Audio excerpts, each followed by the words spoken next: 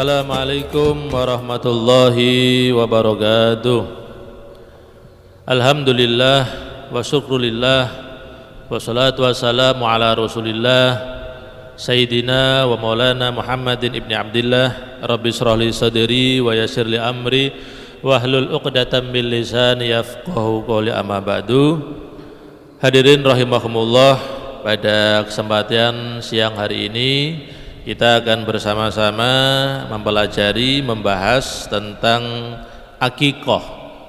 Mahwal akikoh, apa itu akikoh?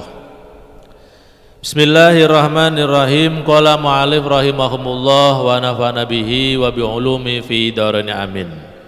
Faslun fi ahkamil akikoh.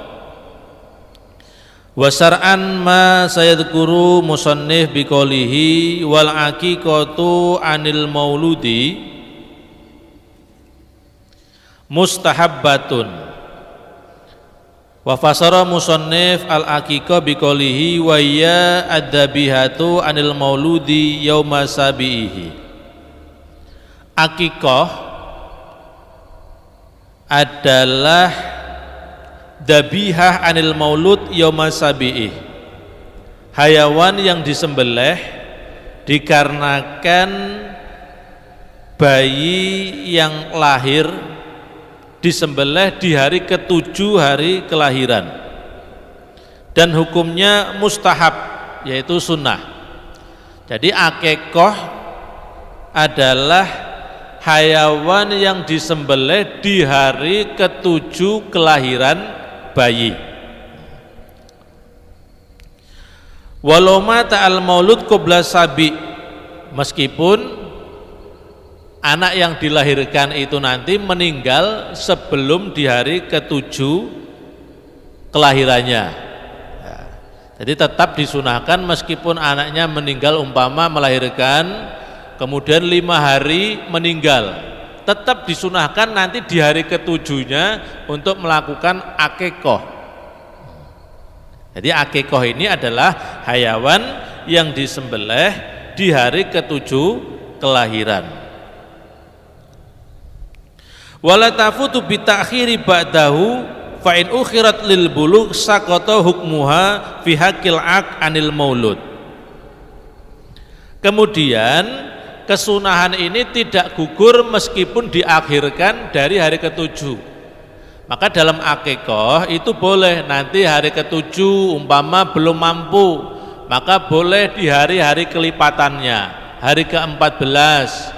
Oh belum mampu lagi, hari ke-21 mampu, maka tetap disunahkan melakukan akikoh. Sampai kapan akikoh itu?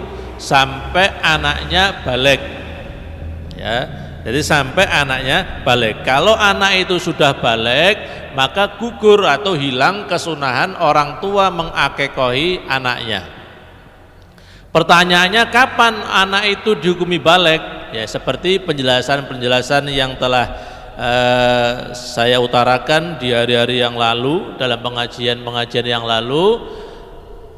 Standarisasi balik itu ada 2 tinjauan. Kalau tinjauannya 1 umur, berarti 15 tahun.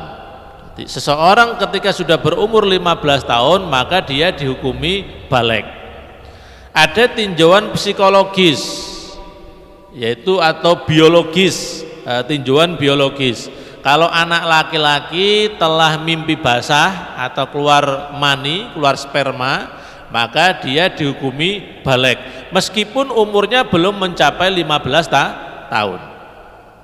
Kalau perempuan sudah ditandai dengan mengalami haid, jadi anak perempuan kalau sudah haid maka dia dihukumi balik meskipun belum berumur 15 tahun. Begitu juga sebaliknya, kalau anak itu belum haid, belum mimpi basah, belum keluar mani, akan tetapi telah mencapai umur 15 tahun, dia juga sudah dihukumi balik. Nah, kembali kepada akikoh. Bila anak itu telah mencapai umur balik, maka gugurlah kesunahan akikoh bagi orang tua terhadap anaknya. Kalau sudah seperti itu bagaimana? Fa mukhayyarun fil aki an nafsihi wa tarki. Maka diberi pilihan kepada anaknya, boleh dia mengakekoi dirinya sendiri ataupun tidak mengakekoi. Sedangkan orang tuanya sudah gugur, kesunahannya sudah habis, kadaluarsa, kalau bahasa kita sudah kadaluarsa. Jadi sudah tidak dapat kesunahan mengakekoi lagi. Wa yudbahu anil gulam satani wa yudbahu anil jariyah satun. Untuk anak laki-laki maka akikohnya dengan 2 kambing. Sedangkan anak perempuan dengan 1 kambing. Kambingnya yang apa? Kambing jantan atau betina? Boleh. Kedua-duanya boleh. Tapi yang afdol adalah kambing jantan, dan itu terjadi ikhtilaf. Keafdoliannya itu ikhtilaf, ada beberapa kaul. Apa afdol pakai kambing laki-laki atau pakai kambing betina? Itu akan tetapi secara ijma boleh menggunakan kambing jantan maupun kambing betina. Tapi umumnya kita menggunakan kambing jantan. Tapi umpama kok kambing jantan tidak ada, langka ataupun harganya melangit, sangat mahal sekali, maka ya kita gunakan kambing betina. Jangan terbebani, jangan memaksakan diri untuk akikah menggunakan kambing jantan. Boleh menggunakan kambing betina. Yang penting kita akikah. Jangan sampai dikarenakan kambing jantan mahal sehingga kita orang tua malah meninggalkan akikah. Tetap berakikah meskipun menggunakan kambing betina, karena sah-sah saja, boleh saja berakikah ataupun kurban menggunakan betina. Itu yang perlu di garis bawahi, karena terkadang pemahaman masyarakat halayak umum untuk akikah itu harus jantan, padahal tidak, boleh saja menggunakan kambing betina.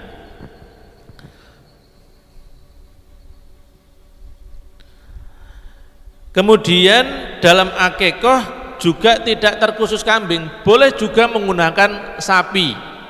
Umpama orang kaya, orang punya, dia mau akikah mengakikah anaknya dengan 1 sapi, boleh saja. Dan konsepnya dalam akikah sama dengan konsep kurban. Jadi kriteria binatang atau hewan yang disembelih dalam akikah itu sama dengan kriteria binatang yang disembelih dalam kurban. Kalau kambing, domba ya umurnya harus 1 tahun, masuk umur kedua. Kalau kambing biasa, kambing kacang, kambing Jawa berarti harus yang sudah berumur 2 tahun, masuk umur ketiga.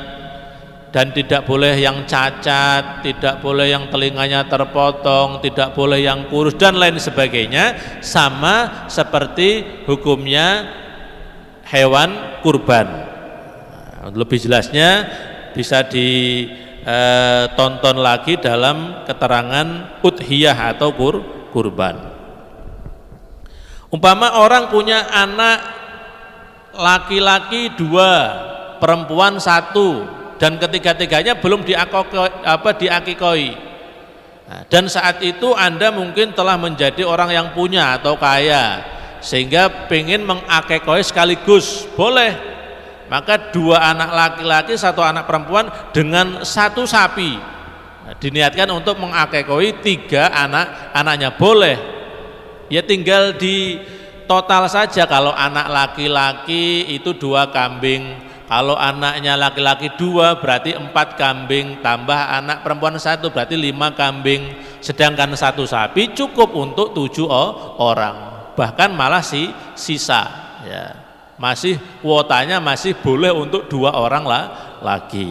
Itu umpama kalau kita punya anak 3 pengen sekaligus mengakikoi, bagaimana? Boleh dengan sapi, boleh juga dengan kambing 5 ekor, dipersilahkan, mudah sekali. Dan yang perlu diketahui lagi bahwasanya akikah dengan kurban itu tidak ada kaitannya, itu sudah merupakan ibadah tersendiri. Terkadang dalam masyarakat itu ada pemahaman kalau belum akikah tidak boleh kurban, itu tidak benar ya, karena akikah dengan kurban itu sudah merupakan ibadah tersendiri sendiri, sama seperti puasa dengan sholat ya, itu sudah tidak ada kaitannya ya, sendiri-sendiri. Puasa ya puasa, sholat ya puasa. Orang puasa tidak sholat ya puasanya tetap sah tapi dapat dosa tidak sholat. Orang sholat tidak puasa ya sholatnya tetap sah tapi berdosa karena tidak puasa. Sama seperti akikah dan kurban, tidak ada kaitannya. Maka mana yang harus didahulukan? Ya disesuaikan ya. Ketika Anda melahirkan punya anak ya berarti ya akikah. Ketika Anda memasuki bulan Dzulhijjah ya berarti kurban.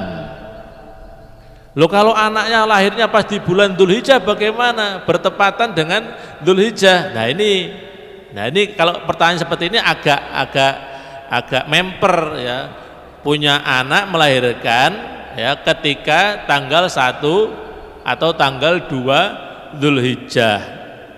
Nah, bertepatan nanti akikahnya pas tanggal 10 Dzulhijjah, waktu bertabrakan antara kurban dengan akikah. Maka mana yang harus didahulukan? Ya kita tinggal melihat saja. Ya boleh-boleh saja akikah dulu, boleh-boleh saja kurban dulu. Boleh kedua-duanya dilakukan juga boleh. Tapi perlu dipahami bahwasanya kalau kurban itu dilakukan tiap tahun, sedangkan akikah dilakukan hanya satu kali ketika kita memiliki anak. Dan juga akikah boleh diundur ya. Umpama tadi hukum asalnya akikah itu kesunahannya di hari ke-7, umpama hari ke-7 belum kita lakukan, boleh di hari ke-14, belum dilakukan lagi, boleh dilakukan di hari ke-21 sampai umur balik. Sedangkan kurban satu kali kita tidak melakukan ya sudah habis, maka akan bertemu di tahun yang akan datang. Maka kalau menurut hemat kami, ketika terjadi mungkin orang melahirkan di bulan Dzulhijjah, mana yang harus didahulukan? Maka kalau kita punya, kedua-duanya dilakukan. Kalau kita tidak punya, hanya mampu satu saja, maka dahulukanlah berkurban. Sedangkan akikahnya nanti di hari-hari yang lain ketika kita sudah mampu lagi. Ya, tapi jangan sampai dipahami orang yang belum akikah tidak boleh berkurban. Itu pemahaman yang keliru, tidak benar. Karena akikah dan kurban itu adalah ibadah yang sendiri-sendiri. Ya, mungkin itu yang dapat kami sampaikan. Semoga menambah wawasan kita terkait dengan akikah ya, terkait dengan akikah. Semoga bermanfaat dan barokah kepada kita semua. Akhirul qouli wallahul muwaffiq ila aqwamit thoriq. Assalamualaikum warahmatullahi wabarakatuh. Mm-hmm.